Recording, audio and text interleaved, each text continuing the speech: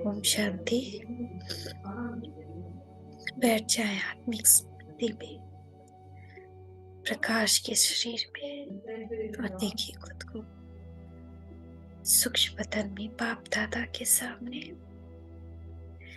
प्यारे मीठे बाप दादा प्यारी प्यारी दृष्टि दे रहे हैं, अपनी प्यार शक्तियों और शिक्षाओं से हमें भर रहे हैं। उनका वरद हस्त इस पूरे प्रकाश के शरीर में शक्ति सा भर रहा है। बाबा, मीठे बाबा,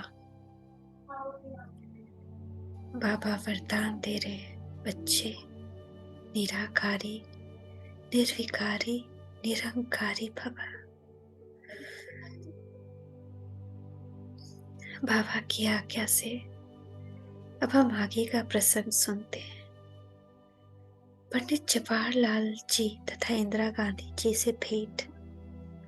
जब हम दिल्ली में उनके यहाँ ठहरी हुई थी, तो एक दिन हमने उन लौकिक संबंधियों से कहा कि हमें पंडित जवाहरलाल नेहरू जी से तथा इंदिरा गांधी जी से भी मिलना है, क्योंकि हमें उनको भी ईश्वरीय संदेश देना है। हमारी बात सुनकर हमारे लौकिक संबंधी मन ही मन हम पर हंसते थे। प्रत्यक्ष रूप में वे हमसे कहते थे कि नेहरू जी से आप कैसे मिल सकेंगे, वे तो जनता को मिलने का समय नहीं देते जब तक कि कोई ऐसा कार्य या कोई अत्यंत महत्वपूर्ण बात ना हो। नेहरू जी तो भारत के प्रधानमंत्री, बेताज बादशाह, बहुत ही व्यस्त रहते हैं। यदि वह इस प्रकार सभी को मिलने का समय दे, तब तो वे कोई काम ही न कर सके। अतः वे हमारे लौकिक संबंधी हमारे उस संकल्प को असंभव मानकर टाल देते। हमने तो उन्हें अपने साथ इसलिए चलने के लिए कहा था कि हम दिल्ली में पहली बार आई थी और दिल्ली के रास्तों से परिचित न थी। खैर, जब हमने अपने संबंधियों का उत्साहवर्धक रुख न देखा, तो प्रभु का आसरा लेकर स्वयं ही नेहरू जी से मिलने निकल पड़े। बाबा ने नेहरू जी को एक ग्रामोफोन रिकॉर्ड तथा कुछ साहित्य ईश्वरीय सौगात के रूप में देने के लिए हमें आदेश दिया था। तो हमने सोचा कि हम प्रभु प्रेरणा के अनुसार ही तो प्रभु संदेश देने जा रहे हैं, अतः चलो हम चलते हैं। आखिर हम 3 मूर्ति भवन जा पहुंचे। हम उनसे मिलने का समय दिया गया। पहले हम इंदिरा जी से मिले। उन्होंने हमसे पूछा, यह ईश्वरीय यज्ञ भारत की क्या सेवा कर रहा है, वहाँ कितनी माताएं रहती है, क्या ज्ञान मिलता है, आदि आदि।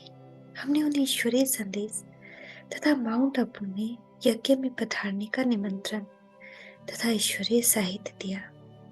फिर हमें नेहरू जी से मिलाया गया। उन्हें हमने ईश्वरीय साहित्य का निमंत्रण के अतिरिक्त वह रिकॉर्ड भी दिया।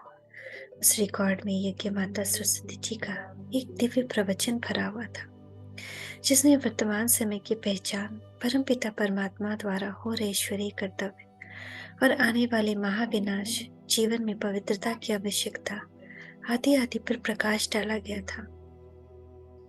हमने उस मुलाकात में उन्हें वह रिकॉर्ड देते हुए उसमें भरे संदेश का सार बताया।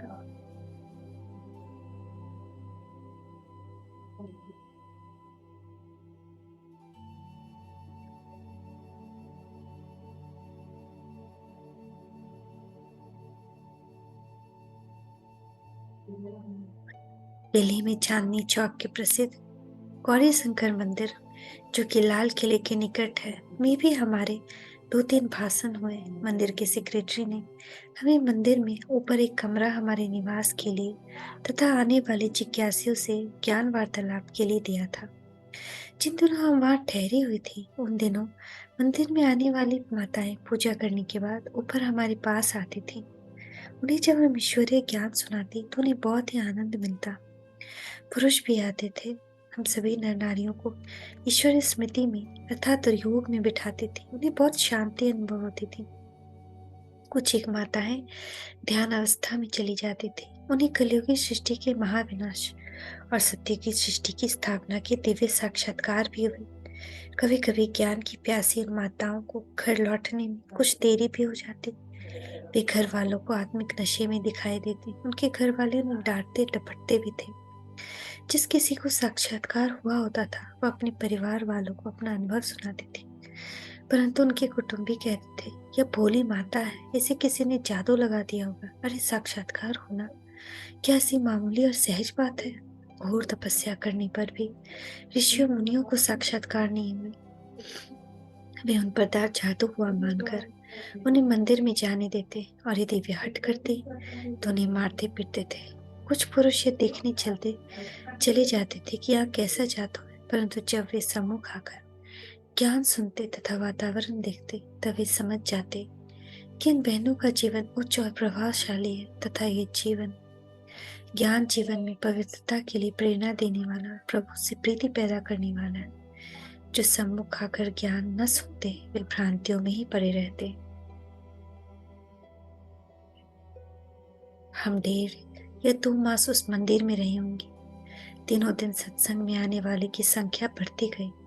मंदिर में पुजारियों ने देखा कि माताएं और पुरुष का ध्यान अब ऊपर सत्संग सुनने की ओर है। उनका ध्यान पूजा की ओर कम तथा योग की ओर अधिक हो गया है। उन्होंने यह भी देखा कि बहनें देवताओं की पूजा करने के बजाय देवताओं के जैसा गुण धारण करने की शिक्षा देती हैं और देवों के भी देव जो एक परमपिता परमात्मा शिव है उनकी अनन्य स्मृति में स्थित होने की सहज विधि समझाती है, जिस पर लोग आकर्षित हो गए। अतः उन्होंने मंदिर की प्रबंधक कमेटी के सदस्यों को उकसाया। इसके परिणाम स्वरूप मंदिर के प्रबंधकों ने हमें कहा, जितना समय यहाँ रहने के लिए आपको निमंत्रण दिया गया था वह समय अब पूरा हुआ और अब यहाँ कोई महात्मा आने वाले हैं।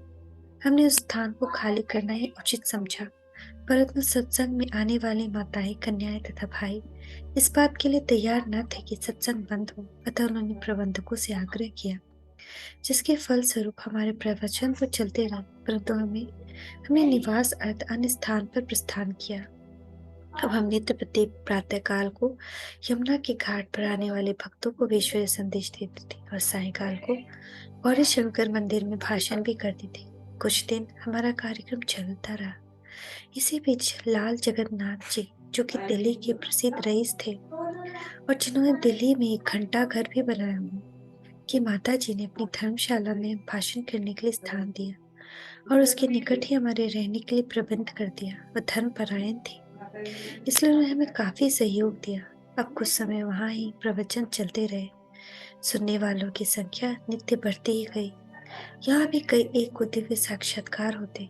दिव्य बुद्धि के दाता पिता परमात्मा ने हमें जो दिव्य ज्ञान दिया था वह हम सुनाते थे और परमात्मा स्वयं दिव्य दृष्टि का वरदान देकर जन्म जन्मांतर भक्ति करने वाली कई आत्माओं को दिव्य साक्षात्कार कराते थे। परंतु जो लोग सत्संग में नहीं आते थे और जिनका खान पान अशुद्ध था वह भला इन बातों को कहाँ समझ सकते थे।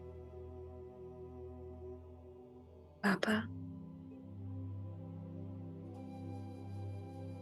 इस पवित्रता का राह दिखाकर तुमने मुझ पर एहसान किया है। इस पवित्रता के राह में जो सुख और शांति है उसकी तुलना संसार के किसी सुख से नहीं की जा सकती। तुम्हारी मैं हृदय से कोटि कोटि आभारी बाबा। शब्द ही नहीं जो मैं तुम्हारा शुक्रिया अदा कर सकूं। बहुत बहुत शुक्रिया बाबा, बहुत बहुत शुक्रिया। शांति शांति शांति।